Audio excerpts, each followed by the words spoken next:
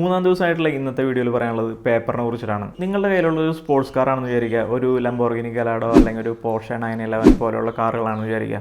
അത് നിങ്ങൾ നല്ല കുണ്ടും കുഴിയൊക്കെ നിറഞ്ഞ ഒരു ഓഫ് റോഡിൽ ഓടിച്ചിട്ട് അതിനുശേഷം നിങ്ങൾ പറയാണ്, ഇതിൻ്റെ പെർഫോമൻസ് തീരെ പോരാന്ന് പറയുകയാണെന്നുണ്ടെങ്കിൽ അത് ശരിക്കും ആ ഒരു കാറിൻ്റെ കുഴപ്പമല്ല, അത് ഉപയോഗിക്കേണ്ട സ്ഥലത്ത് ഉപയോഗിച്ചില്ല എന്നുള്ളതാണ് അതിൻ്റെ പ്രശ്നം. അത്തരം കാറുകൾ ഉപയോഗിക്കേണ്ടത് നല്ല അടിപൊളി റേസ് ട്രാക്കുകൾ, നല്ല അടിപൊളി റോഡുകളാണ്. അപ്പോഴാണ് അതിൻ്റെ പെർഫോമൻസ് നമുക്ക് മനസ്സിലാക്കാൻ സാധിക്കുള്ളൂ. ഇതേ പ്രശ്നം തന്നെ പേനകൾ നേരിടുന്നുണ്ട്. ഇതൊരു റോളർ ബോൾ പെന്നാണ്, വാട്ടർ ബേസ്ഡ് ഇങ്കാണ് ഇതിൽ ഉപയോഗിക്കുന്നത്.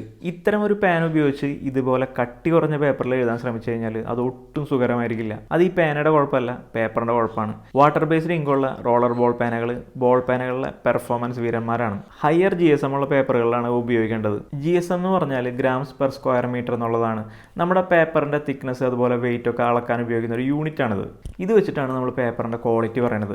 70-80 GSM എങ്കിലും ഉള്ള പേപ്പറിൽ വേണം ഇത്തരം പേനകൾ ഉപയോഗിക്കാൻ.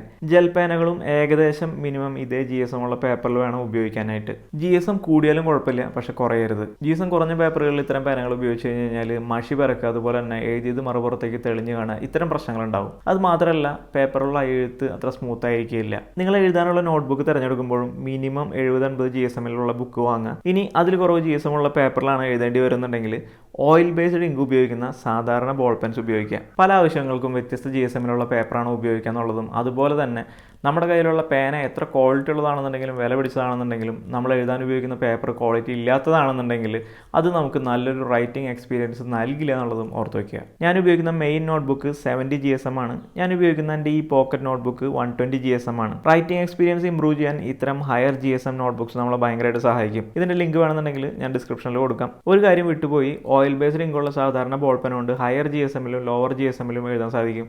അതുകൊണ്ട് തന്നെ അതൊരു ഓൾറൗണ്ടറാണ്. ആ കാരണം കൊണ്ടാണ് ഞാൻ എൻ്റെ യാത്ര ചെയ്യുമ്പോഴൊക്കെ ക്യാരി ചെയ്യുന്ന ഒരു പേന ഹയർ ക്വാളിറ്റി ഉള്ള ഒരു നോർമൽ ബോൾ പെൻ ആക്കിയത്. ഓരോ GSM റേഞ്ചിലുള്ള പേപ്പറുകൾ എന്തിനാണ് ഉപയോഗിക്കുന്നുള്ളത് ഒരു ജനറൽ ഐഡിയ ഇവിടെ കൊടുത്തിട്ടുണ്ട്. എഴുതാൻ ഇഷ്ടപ്പെടുന്നവർക്ക് നമ്മൾ ഈ 3 ദിവസങ്ങളായിട്ട് ചെയ്ത ഈ വീഡിയോസ് ഇഷ്ടപ്പെടുന്നു വിചാരിക്കുന്നു. അപ്പോൾ നമ്മുടെ ചാനൽ ഒന്ന് സബ്സ്ക്രൈബ് ചെയ്യാനായിട്ട് മറക്കല്ലേട്ടാ.